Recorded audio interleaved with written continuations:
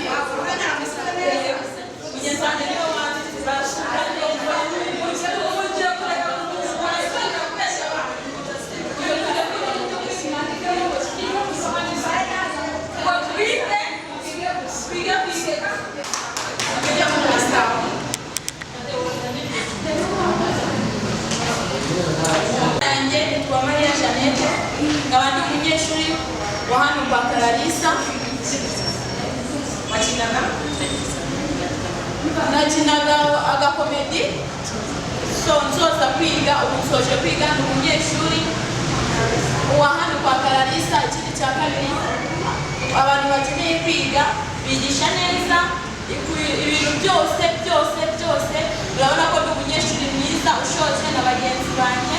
Ikindi cya kabiri batanga impamyabumenyi iyo usoje kwiga. Rero nabashishikariza kugana hano kwa Clarissa, murakoze cyane. Ikindi cya kabiri uwanyenera ndi umunyeshuri ushoje kwiga ukeneye akazi, uwanyenera yahamagara kuri 0788 863 nasubira 0788 murakoze cyane. Hi guys, murabibona amazina yanjye nitwa Uwimugabezine, nanjye ndi umunyeshuri wiga hano kwa Clarissa Light Salon Company Limited. Nk'uko mubibona si ukwiga gusa, dufite n'izindi mpano zigiye zitandukanye, bigisha n'izindi mpano zitandukanye, gukora ibintu bitandukanye, bigisha gusuka, kogosha, gukora inzara, gutera makeup n'ibindi byinshi. Murabibona rero nari mu kinigi wakomeye nakinaga soje kwiga ibintu byo gusuka, byo gukora muri salo byose. Ubwo rero ndi ku isoko ry'umurimo, umuntu wanyenera yambona kuri iyi nimero 0793870888. Nayisubiramo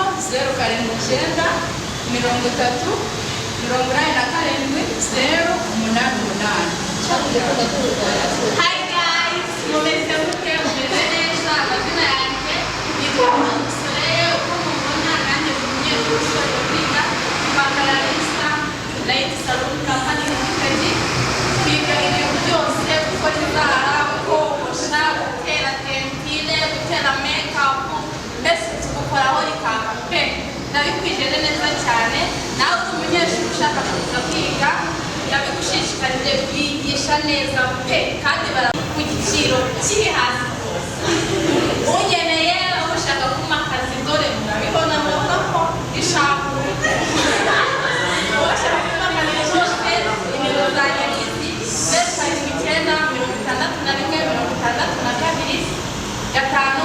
07916622 nazisubiramo 07916622.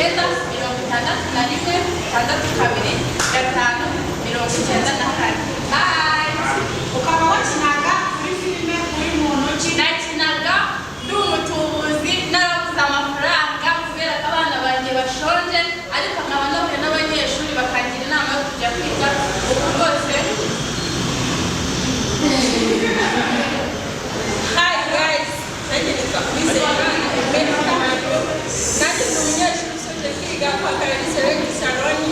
Naje nta kintu nzi pe, nta kintu na kimwe narize, ariko banyigishije kogosha, gusuka, ibintu byose mbese. Naje hano ndi zero, ariko ubu ngubu ndangije kwiga nzi ibintu byose. Umva ni ahantu heza, namwe mushaka kwiga ndahabashishikarije muzaze ni karibu murebe ibyiza bihari. Umva abafite abarimu b'inzobere nabo ubwabo bakurikirana abanyeshuri. Mwese rero mushaka kuza muzaze mwige, nyuma yaho dusubiramo amasomo nimugoroba, abarimu bakaza bakakurikirana, mbese ibintu gahunda zikagenda neza.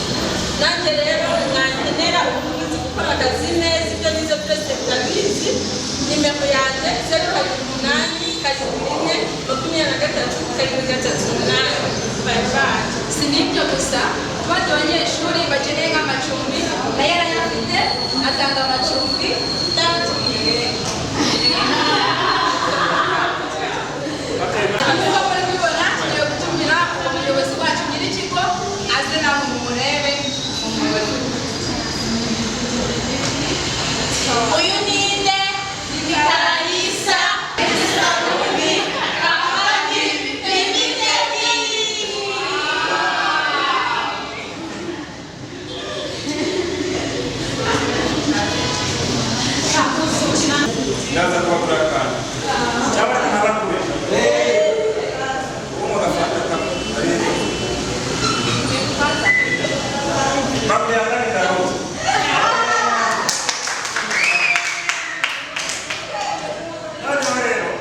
tugeze mu mwanya wa fashion. Ntabwo twigisha gusuka no gusokoza n'imyidagaduro turayitanga hano kwa Clarissa Electronic Company Limited.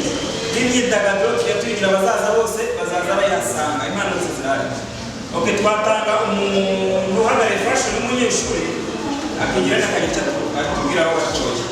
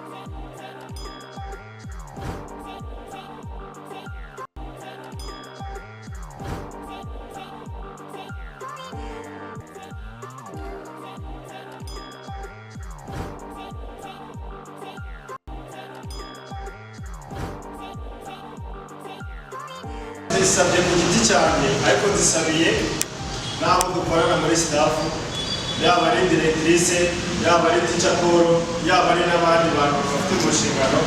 Hari ahantu bakubangamiye, ntabwo ari ubushake, ntabwo ari uko tuba twazindutse dushaka kubabangamira, n'ubundi icyo tuba tubifurizaho gusa ni icyiza, sibyo? Ubwo rero tubanje kwisegura, nimba ari umuntu ufite akamunwa murakazi, akamunwa murakazi, reka nababwira icyo ari cyo. Ni ukuvuga inzoka n'ibiyongoyongo byarakunze, bikundanye bishaka kunywana baza ntabwo muzi. ubwo umwana ni nko guhana isezerano ko batazahemukirana. Ubwo abakuru babizi barabizi.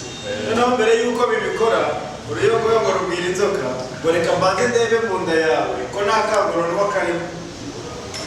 Inzoka irabati ntacyo rero irasa mu ruyongoyongo rutungamo umunwa gutya ruhita rukabona kari kwigaragura mu nda.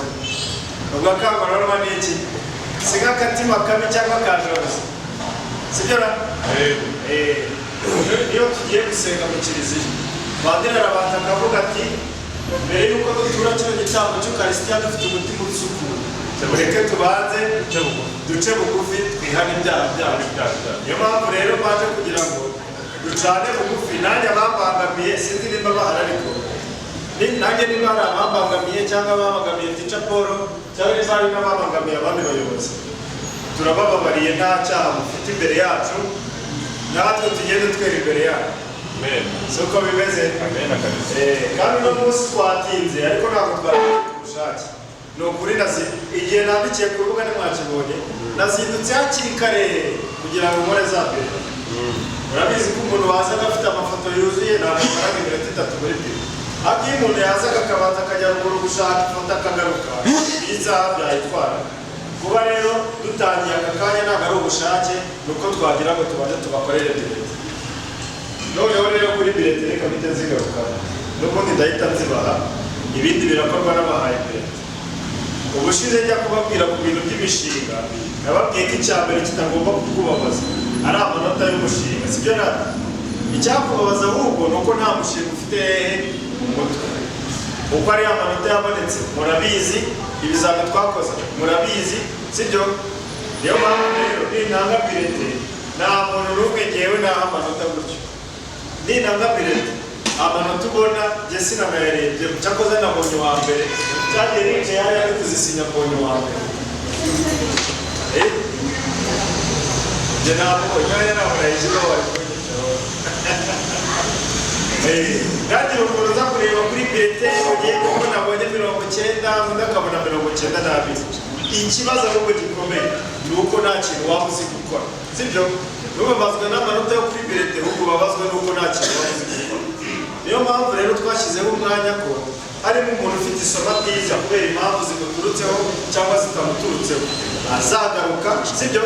Nzafata tayimutego ya bano banyeshuri nyishyire hehe? Nyishyire ku rubuga rwacu nimara kuyikora nyuma ya bonani.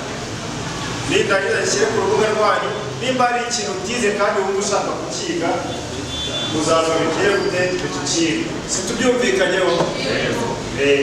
Ikindi mpamvu araza kubivugaho ni ikijyanye na stage. Arakivugaho ni ikijyanye na stage. Harimo abantu bifuza stage wacu, sibyo? Twavuguruye uburyo dutangamo stage. Uburyo dutangamo stage ntekereza ko bwabaye bwiza cyane kurenza.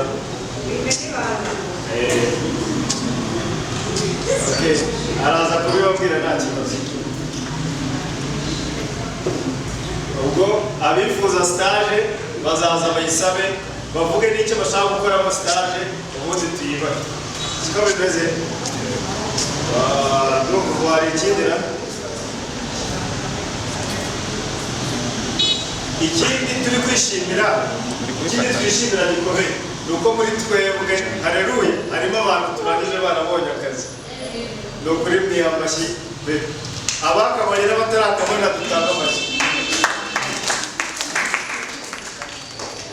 Ntabwo ari bakeya, njyewe maze kubona abantu nka 6 cyangwa 7. Abantu babonye akazi ntibahaguruka. Abantu bakabonye ntibahaguruka. Abantu bazi ko babonye akazi ntibahaguruka. Opo ndahaguruka cyane. Ntabwo babeshya.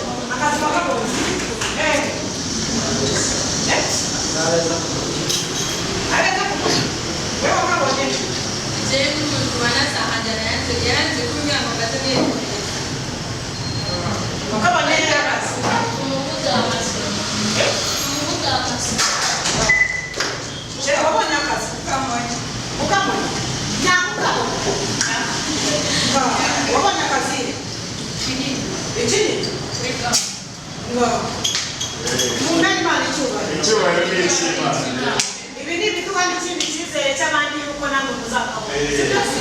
Okay. Ubwo rero icyo nari ngiye kurangirizaho n'abakagafite sibyo imyitero ubwoba akazi kariho sibyo isaha y'Imana nigera uzakabona. Icyo nabashishikariza ni ukuzakomeza gukoresha ruriya rubuga duhuriraho. Ruriya rubuga duhuriraho ruzajya ruduha amakuru y'ikintu cyose mukeneye kumenya.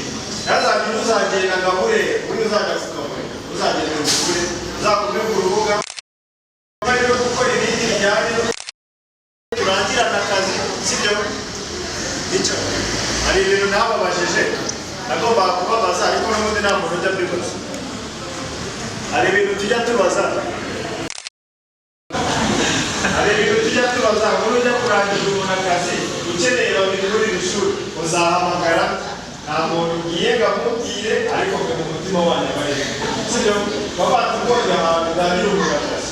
Nimero ya mbere nagendeye ku bukene wabo nagendeye ko twagendanaga ngendeye ku bushobozi ntabwo uzaba kujyana najyana runaka ibiri mu mitima yanyu mwabonye najyana wagenda n'amasore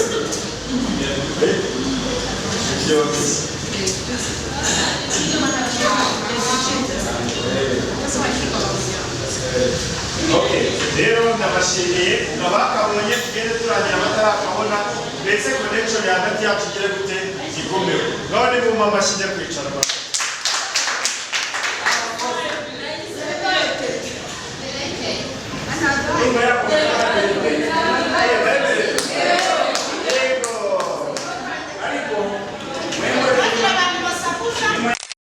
turakira komedi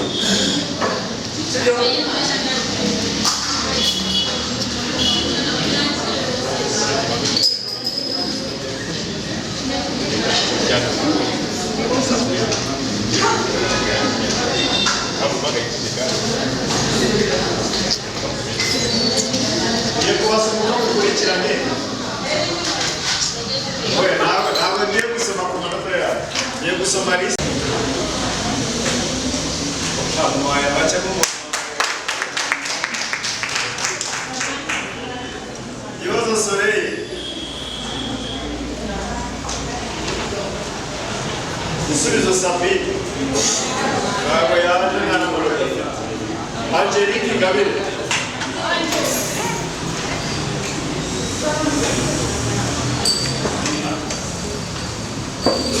Iradukunda Karim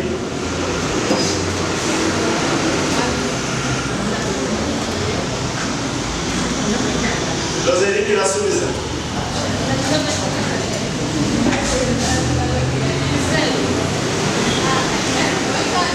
Nadia ituze Nadia niwe wa mbere wangezeho twahuye saa 9 z'ijoro.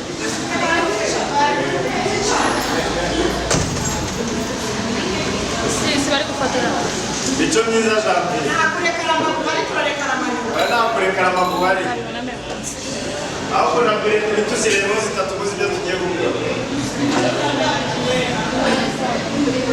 Mukeshimana Marie nta nubwo wayireba ngo uhite ubimenya biragusaba kwitora ugeze mu rugo. Mutoni Wase Kevin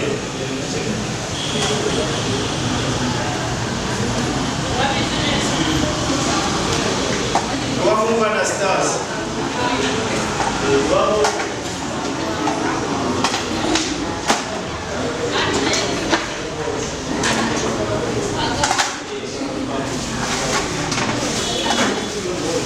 Irasaba Imana ni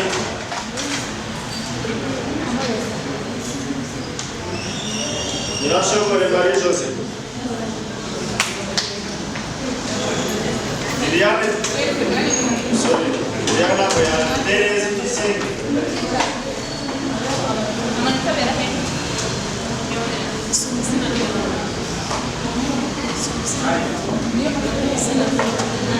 Rosa Solange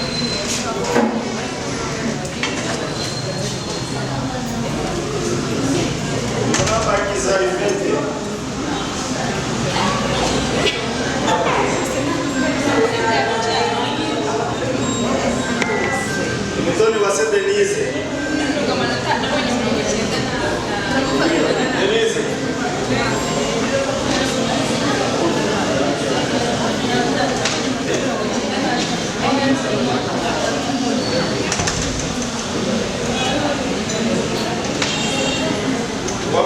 Mariyani.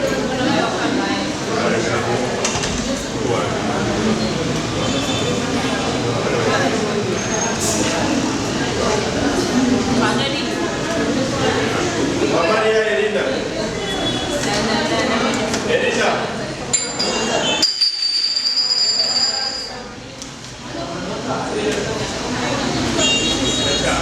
Maria Zanete.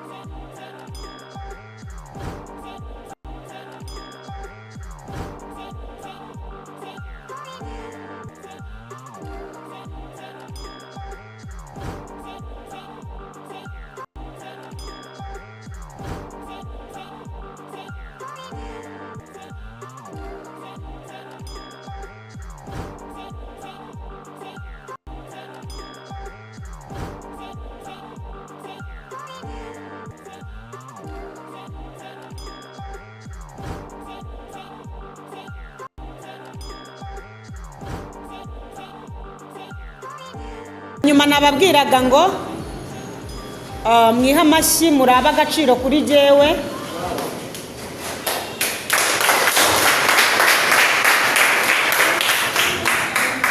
muraba agaciro gakomeye kuba mwarampisemo mu magana menshi y'abarimu n'abigisha ibigendanye na salo mukaza muri Light Salon. Mwarakoze kunkunda, mwarakoze kumpitamo. Ntabwo ari gutanga amasomo jyenyine n'abandi barahari, ariko nanjye ndabashimiye mu byumve ko mbashimiye ko mwampisemo. Rero n'ubundi ijambo nyamukuru biba ari ukubashimira no kubasaba imbabazi aho twaba twarababangamiye nk'abantu bakuru cyangwa se nk'abantu b'abayobozi. Murabona twese tuba turi bakuru, rero gufata abantu bakuru ukigisha ni nk'aho tungana. Rero kuba twigishanya hagomba kubonekamo intonganya, hagomba kubonekamo igitsure, hagomba kubonekamo ibitagenda n'ibigenda. Rero mwarakoze kwihangana, kuko utarabashije kwihangana yacikije amasomo aragenda. Kuba rero mwe mwarabashije kwihanganira ibyo byose mukagumana natwe, nicyo gitumye tubashimiye. Mwongere mwiha amashyi. Yego, nk'uko babibabwiraga, ndi umuyobozi w'ikigo, ariko mbiheshejwe n'Imana, kandi ikindi cya kabiri mbiheshejwe nanjye no kuba naricaye ku ntebe nk'iyo mwicayeho uyu munsi, nkaba mbigisha ibyo mbashije kuba narizi, kuko iyo ntaba narabyize ntabwo nzi ko nari kuba ndi nyir'ikigo, hari ukundi byari kuba byaragenze. Rero nawe wicaye ku ntebe y'ishuri uyu munsi, nawe wibonemo nka Clarisse ejo hazaza. Haleluya, haleluya. Wibone ko uri Clarisse w'ejo hazaza. Clarisse yicaye ku ntebe y'ishuri, nigaga ahantu hitwa kuri CFG mu Rwabuye, ahantu bita i Butare. Nahize muri 2004. 2004 muri kumva icyo gihe? Harimo banza bari bataravuka muri mwebwe. Yego. Rero urumva icyo gihe cyose nabyigiye muri byose, sibyo? Ndahamya ko nta bindi, igihe cyose uzashaka kwiga umushinga wa salo azaza nshaka, mubwire uko azabigenza bitewe n'amafaranga afite, sibyo se? Yego. Kandi no gushyira hamwe biremewe. Buryo iyo murangije mukaba mwafata gahunda muri nk'abantu batatu, mugafatanya mukavuga muti ese buriya turamutse tuguza akamashini k'inzara ari jye nawe, ari nk'abantu batatu, bagateranya akavuga ati tugura akamashini k'inzara kamwe, hanyuma dusabe iseta ahantu tujye dukora inzara, byakunda. Dufatanye na Afutete, byakunda. Ni ukuvuga ngo igihe cyose iyo abantu bishyize hamwe bagira icyo bageraho, sibyo? Hanyuma ikindi nenda kubabwira ni uko abantu ba stage turayishyuza, ariko abantu batatu ba mbere nzayibahera ubuntu. Ntabwo nzi ngo ni bande, ariko abantu batatu ba mbere nzayibahera ubuntu. Ubwo nureba mu manota ugasanga uri uwa mbere, uwa kabiri, uwa gatatu, uzahita uza nguhe stage y'ubuntu kandi bizakunyura. Nzagufata neza.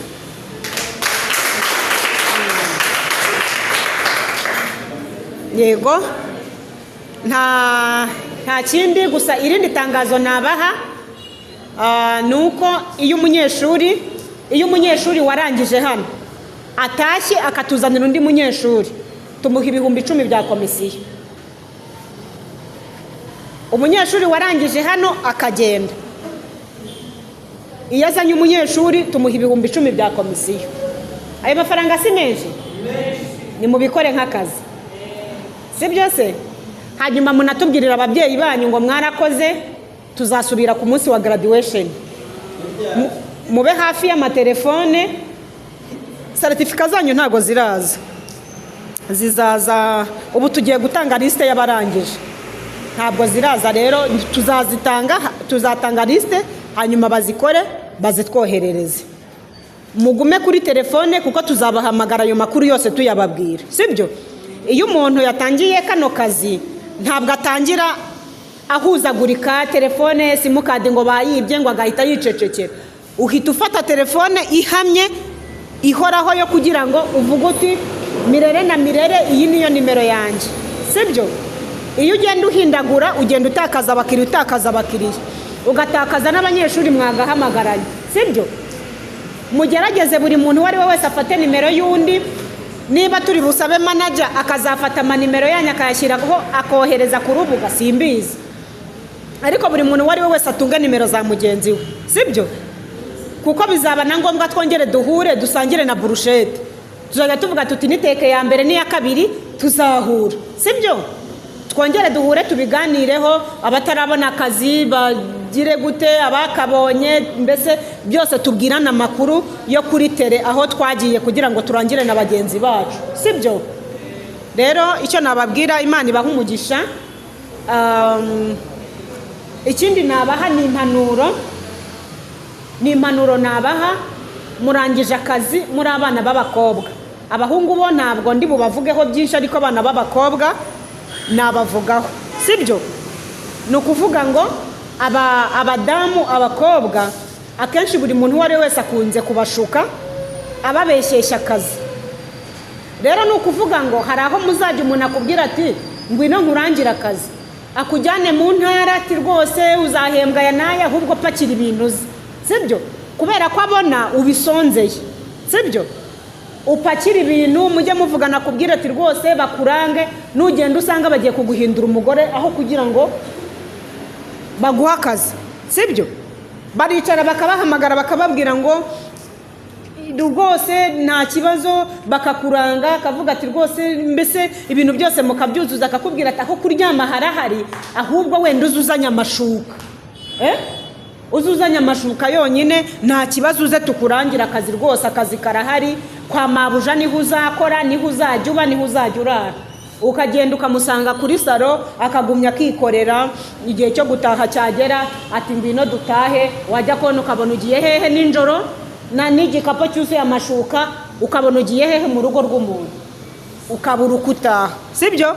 Rero ni ukuvuga ngo nubwo muri ku isoko ry'umurimo ntabwo bivuga ngo muta agaciro, sibyo?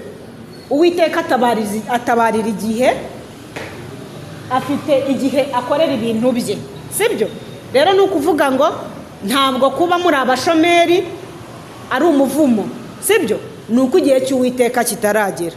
Igihe cyawe nikigera uzayabona. Gusa ikintu nababwira cyo ni musenge, sibyo? Ikintu nababwira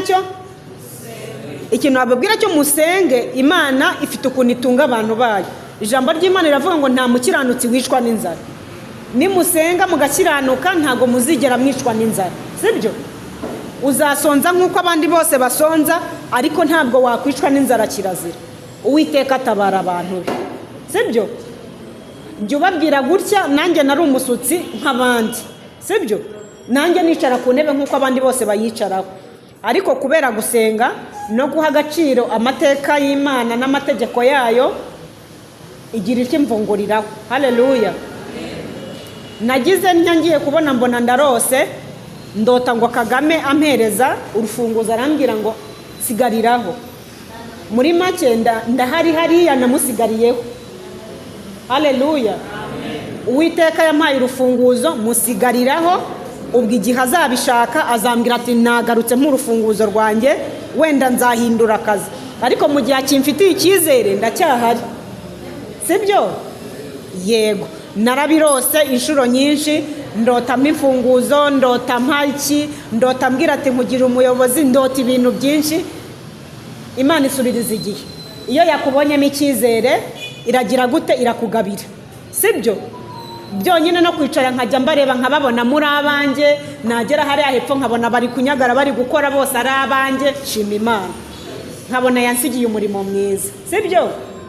Kandi icyiza cy'Imana ntabwo yansize, n'ubundi yagumanye nanjye kuri uwo murimo. Haleluya! Yego, rero ni ukuvuga ngo nkimara kurota ibyo byose, nanjye nararebye mbona ngomba kubigira indirimbo kugira ngo n'umwana wanjye njye mubwira ngo uzubahe Imana. Haleluya! Umuntu uri kuri ntuza yanshyiriyeho indirimbo yanjye mw'abantu. Nayishyireho akanya gato cyane mpagaze hano, ntabwo ari buyishyireho yose, ni akantu gato cyane ari bushyireho. Haleluya! Yego, rero muri make nababwiraga ngo muzubahe Uwiteka, ntabwo muzamusonzana, sibyo? Kandi iyo aguhaye akazi akwereka ko ari we ukaguhaye, akateraho kashi, kuko akazi Uwiteka yaguhaye ntabwo ukajyamo ari ruswa ibayeho. Akazi yaguhaye ntabwo ukajyamo ari uko babanje kugutereta. Akazi baguhaye ntabwo ukajyamo ari uko wabanje gukora ibyangwa n'Uwiteka. Iyo Uwiteka aguhaye akazi aragaherekeza akanagateraho kashi, sibyo? Ubwo namwe muzajya mugenda murebe se aka kazi ngahawe n'Imana cyangwa se Imana ikampaye. Nihagire usacinga iyo ndirimbo yishyiriremo na amasegonda. Amateka by Uwitonze.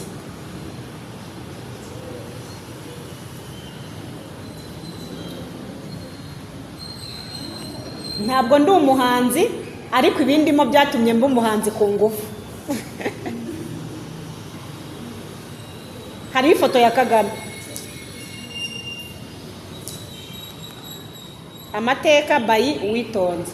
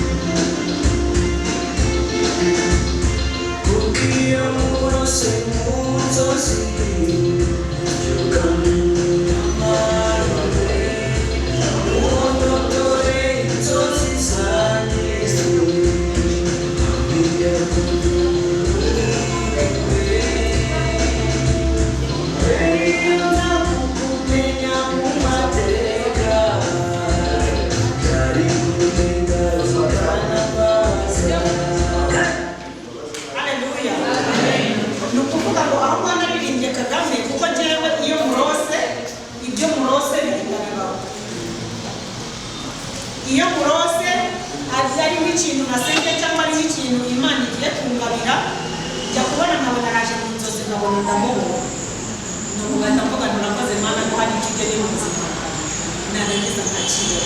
Haleluya. Ubwo rero niyo mpamvu naririmbye ngo kuko iyo murose mu nzozi yungana umunyamanirwe nuwonotore inzozi zanjye irakunuhiriwe rero iyo nza kumumenya mu mateka bikundenga bikanambabaza. Haleluya. Uwo niwe Uwiteka yatumye anzanira iki? Urufunguzo. Araza arambwira ati kumira ahangaha ushaka kuzinjira uzamukingurire n'ushaka kuzasohoka uzamukingurire. Haleluya. Ubwo rero aho niko mpagaze niho bantera ijambo bavuga ngo ni nyiriki. Haleluya. Ubu biba bikomeye nakoresheje graduation ni hagati y'abantu bose, ni hagati y'umurenge, ni hagati y'abakuru b'uturere, ni hagati y'iki, ni kuvuga ngo ni umuyobozi. Haleluya. Bajya kuvuga ngo bagiye kumva ijambo bati umuyobozi w'iki ni ufashe ijambo. Haleluya. Uwimana yatarije amategeko bose bareba yagatanga kubazanya Imana yiribaye. Haleluya. Bakambagurutsa mu magana menshi hagira umuntu uza ku kigo nkabwira umunyeshuri ngo ngabo se murire se arimo aravuga ururimi ariko bagahagurutsa umuyobozi w'ikigo ngo mutere. Uwiteka yatahirije ntabwo areba isura, ntabwo areba uburanga, ntabwo areba amashuri, ahubwo Uwiteka yahaye aramuhana. Haleluya. Kuba Uwiteka nibwo bwenge kandi kuba mu byaha birababaza. Haleluya. Nturebe ibindi ku ruhande uba Uwiteka n'ibindi byose azagenda.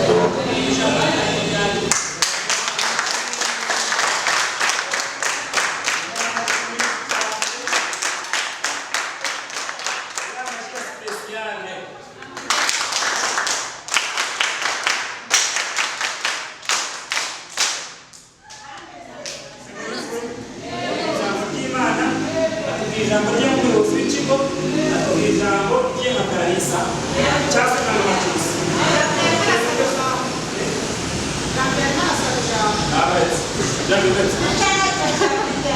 Okay. Iyi ni umuyobozi w'ikigo yavuze, Yesu aravuga, nanjye ngiye kuvuga, ariko yewe ntabwo tuvuge byinshi, kandi ibyo ndi kuvuge bikubiye mu byanyu. Okay.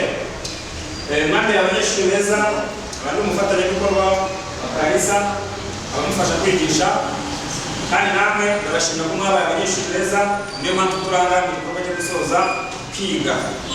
Nkaba nshaka umwe mu banyeshuri uhagarariye abandi akagira icyo avuga ku nkuru y'urugendo rwo kwiga.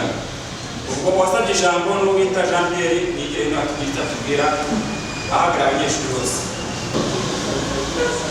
nkaba ntangira nshimira abanyeshuri bose dushojanyije igihe kingana n'amezi 3 babanye neza, twabaye inshuti, twabaye abavandimwe, kandi nkaba nifuza ko na nyuma y'ishuri twazajya dukomeza kumvikana, ugize amahirwe akaba yasangiza undi.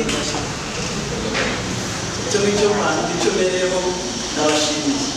Icya kabiri ndashimira abarimu bacu ndetse n'abayobozi babanye natwe, batwitayeho, bisanisha natwe, tubumwe, tuba inshuti, tuba abavandimwe.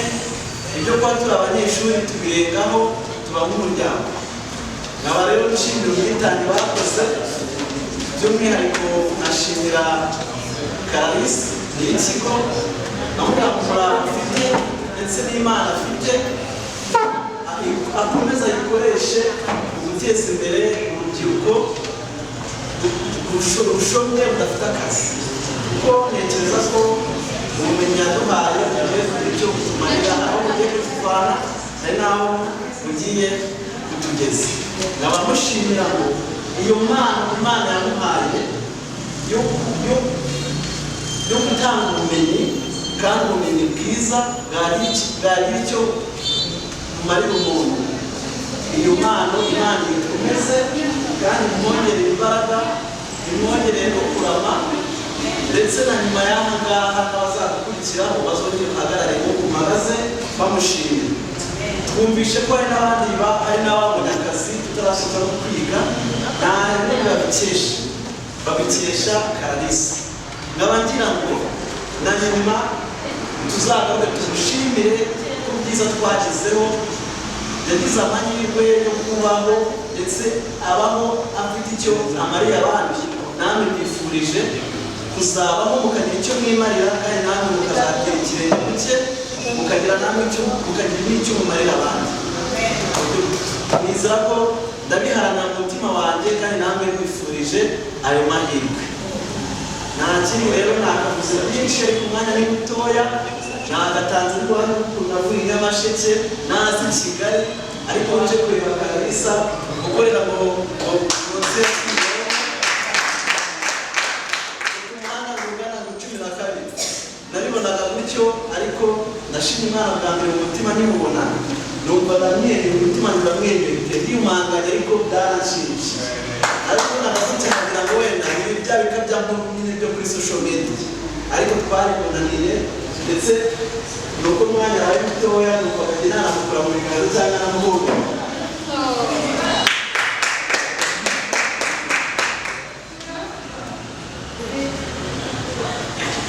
Imana ishimwe cyane, kandi byumve ko nezera umutima wanjye. Ahasigaye rero ndashimira n'abandi yaranemereje kuvuga bamwe nari nzibonye ajyana kureba umupira muri stade, arambwira ati ikaze, ariko bigaragara ko mukaze Kigali kuri bari umushyira mbere nkanagera muri stade, manager ni wamwandagije ubwo navuga byinshi, ariko umwanya ni mutoya. Ndashimira tica tubanye mu gihe kingana n'ukwezi kose atwigisha ibintu bijyanye na salo, ariwe Paul nawe bose naza muri mu biganza, twabaye n'inshuti.